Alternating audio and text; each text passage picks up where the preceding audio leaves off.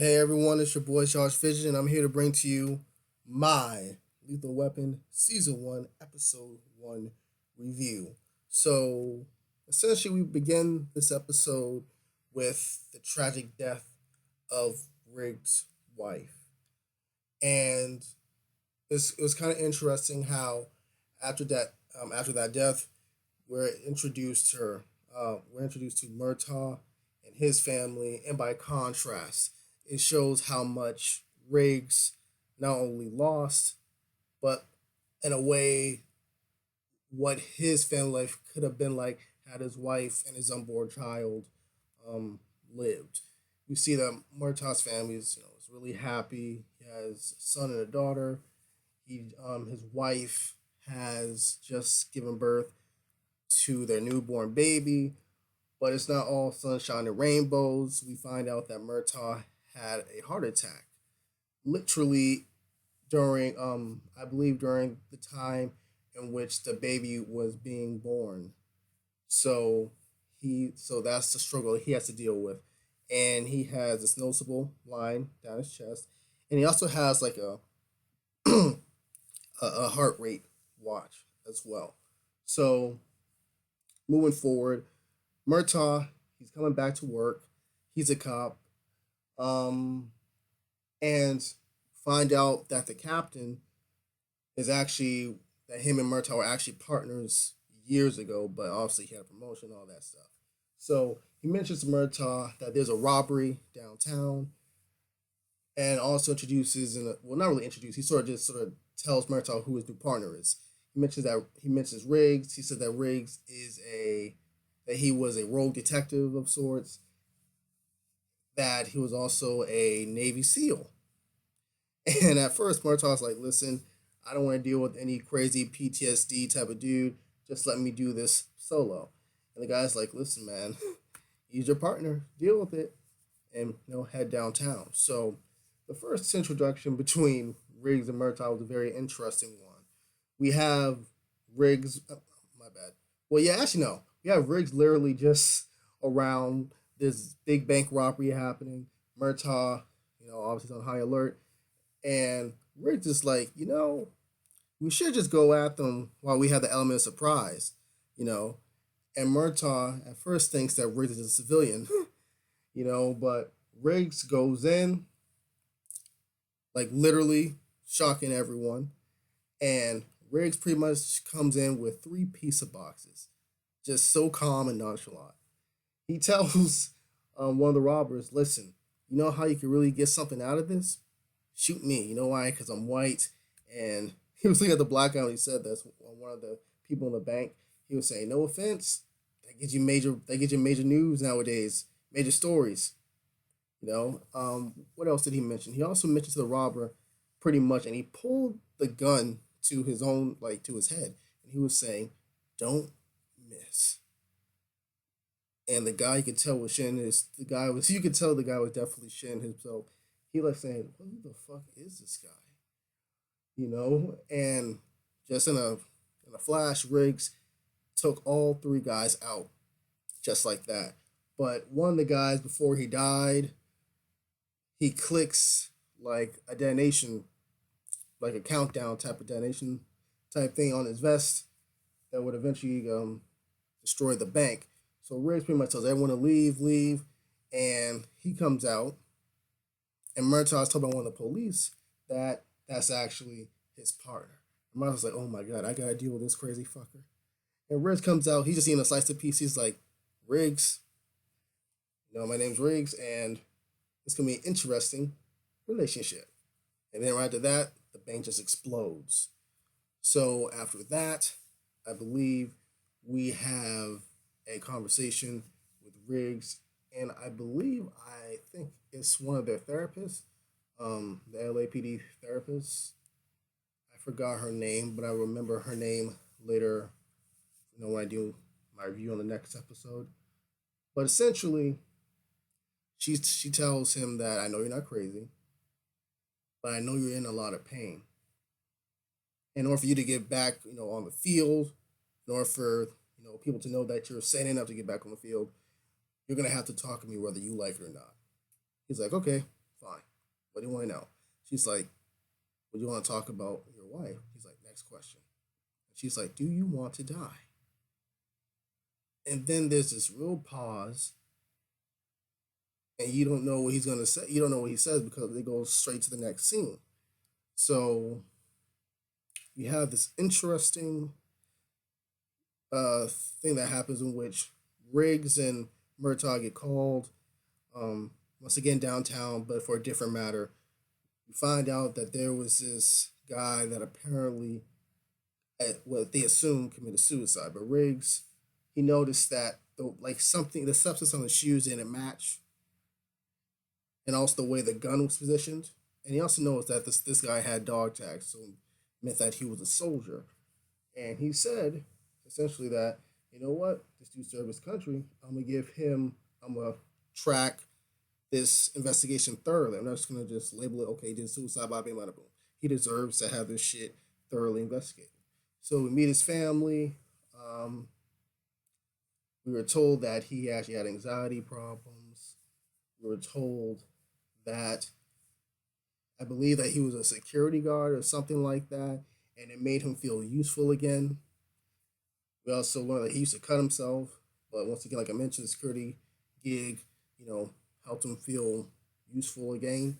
And that apparently they were supposed to move out to Arizona, and his death came literally around a week ago, which is kind of suspicious. Which both Riggs and Murtaugh was talking about as they left the house, or whatever.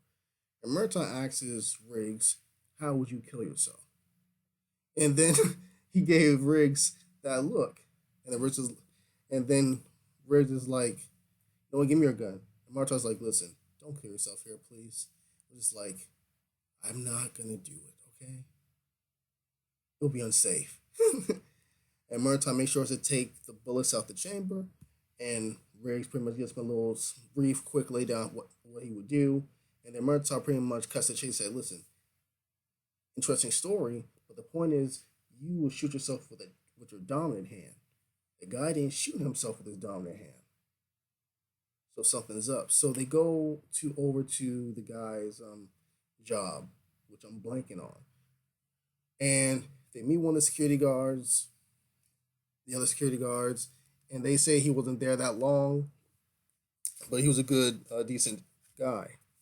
So Riggs and Murtaugh, they enter, the facility. They're stopped by the guy in charge, I mean, the whole thing. And Riggs notices some guy with what he assumed a type of a type of to be in some type of gang due to his tattoos, whatever. Um, I think it was some connection because he said back in Texas, the guy had the same tattoos from a gang over in Texas because that's where Riggs used to work in Texas. Along with before his wife died, all that good stuff. So we have this really interesting chase that goes on with Riggs, Murtaugh chasing this guy down. At one point, they literally get in the middle of a race car of a racing car event, and it was just crazy hilarious. But seeing Murtaugh's watch, like his heart rate watch, just go up and up and up, and him trying to calm himself down, trying not to have another heart attack. And it ended with the guy actually, I believe, getting hit with the bus. And Murtaugh gives Riz a look, and Riz's like, What did I do? I didn't do nothing. That was the bus fault, man, not mine." So after this, I believe they speak with the captain, and the captain saying, "Look at all the damage you guys have done, not just with the robbery, but with this whole car chase. And what reason was it?" And they gave him some reasons, but they didn't really seem that legit. It sounded kind of ridiculous and biased, whatever. And he pretty much was so pissed at them. He said, "Y'all gonna be reassigned tomorrow." So we have this interesting after in which Rick pretty much goes at Murtaugh for not wanting to die, for being too old for this. And Murtaugh said, "Listen, man, don't you dare judge me on me not wanting to die. I have a family, have this and that, and I'm not too old. for this. And you should be the last one talking. Just because I don't want to kill myself doesn't mean I'm not good at this anymore. And then Riggs retorts, he's like, listen, dude, I'm not judging you. But there's plenty of other good guys that don't need to be. There's plenty of other guys in the world. There's plenty of good guys in this world, actually, my bad, that don't have to be cops. So we leave on that. And then we have this dinner scene going on, which Murtaugh's pissed. He's saying to his wife, can you believe the temerity of that guy? Jesus Christ. It was just hilarious. Him and his wife's banter going back and forth. And Riggs comes. We have this interesting dinner scene in which Riggs confesses that he lost his wife, which which obviously everyone was feeling for him when he admitted that tragedy. And we have this scene after in which Riggs goes to the the dead soldier's wife's house, and we find out that her son has been taken, and because something along the lines of that her husband didn't give back the drugs or something like that. Later, we find out when Murtaugh doing more information that the fact of the matter is that the security guard who said that he didn't really know the dead soldier, it turns out that him and that dead soldier actually were in Iraq together, and that he was actually his superior, and that he actually hired the dead soldier to get the drugs and all that shit. And that's what caused all this fuckery to go on with the money and all this shit, and the dead body and whatnot. So it was essentially that guy's fault. So I believe Riggs literally handcuffs Murtaugh in his trailer because he doesn't want Murtaugh to die. And Riggs once again goes back to the place he went before, where where the chase essentially began off with. And Riggs finds the boy, but he's surrounded by dudes with guns. Murtaugh comes through the window like a badass with a truck, and him and Riggs just shoot off everybody, kill off everybody, and they get the boy. Turns out the guy that I mentioned before, who was responsible for everything, including the dead soldier's death, whatever, he's the only one left, and he's somewhere high up where they can't see him, and he's kind of like a sniper in a sense. So he gives him ultimatum, give him the boy, and he'll leave him alone, whatever. But I think at this point, Rich was kind of saying, you know what? When the dude shoots me and kills me, you'll have a clear shot where he's at, you know what I mean? And then just shoot him. And Murtaugh's like, why, man? Why? He said, dude, I miss my girl, you know? And Riggs is literally coming out trying, about to die, whatever. And I think what should be mentioned is that Murtaugh only had one bullet left. And Murtaugh shot the bullet at Riggs' foot, which allowed him to dodge the bullet, essentially. And there was this one big-ass gun left, which Riggs used to shoot that dude down. So that was pretty much the end of that little conflict for that episode.